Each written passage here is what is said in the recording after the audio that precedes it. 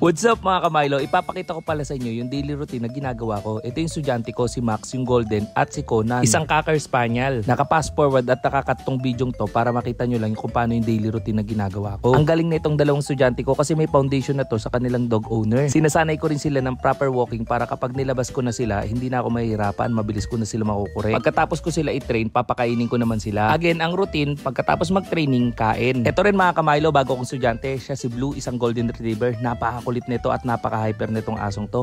Pero tsatsagain ko syempre. Ito naman si Snow, isang Siberian Husky. Ang issue nito, napakaingay at talagang hindi mapasunod. Pero ngayon, gagraduate na to. Sit and down. Very good. Ito naman po yung panliba kong estudyante, si Yumi, isang Bichon Persa. Napakakulit din nito pero magaling. Ayan o, pinapastay ko siya. Ito yung pinost ko sa inyo na parang higad na nahulog sa puno pagulong-gulong plakda. Pero ayan o, ang galing o.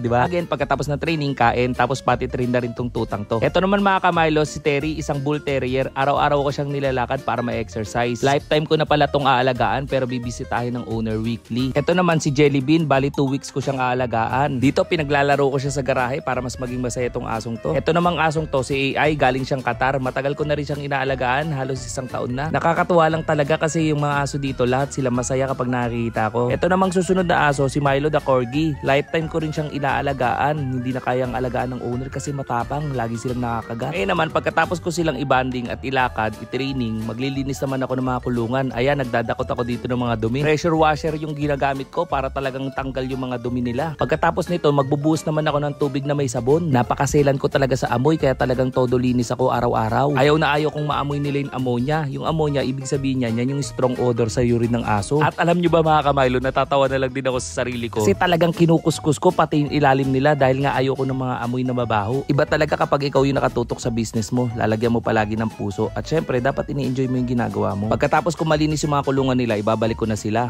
Ganon din yung ginagawa ko dito sa kabila kong dog hotel. Dito yan sa loob ng bahay ko. Dakot ng dumi, pressure washer, sabon, pressure washer, tapos patutuyuin ko. Habang ginagawa ko yan, pinaglalaro ko rin yung mga pusa ko kasi lilinisin ko yung cages nila. Pagkatapos ko dito sa dalawang dog hotel ko, dito naman ako sa garahe. Ayan, dakot ng dumi, tapos linis din. Ganyan po araw-araw yung routine ko mga kamilo ko. Nakakapagod to pero masaya talaga ako sa ginagawa ko kasi nga tutok ako at mahal ko yung ginagawa ko. Ito pala lahat ng tinetrain ko at inaalagaan ko. Hindi ko na sinama sina Milo and friends dahil alam ko naman kilala nyo sila. Ito si Yumi, si Tering makulit at hyper, si Milong matapang sa kanyang dog owner pero sa akin mabait, si Terry na mukhang daga, si Blue na sobrang kulit, si Conan isang Cocker Spaniel at si Max isang Golden Retriever at si Jelly Bean na malambing. Maraming salamat po sa lahat ng kamilo ko laging nakasuporta. Kung kailangan nyo po ng serbisyo ko, mag-PM lang po kayo sa ating official page, Milo and Friends. Thank you so much.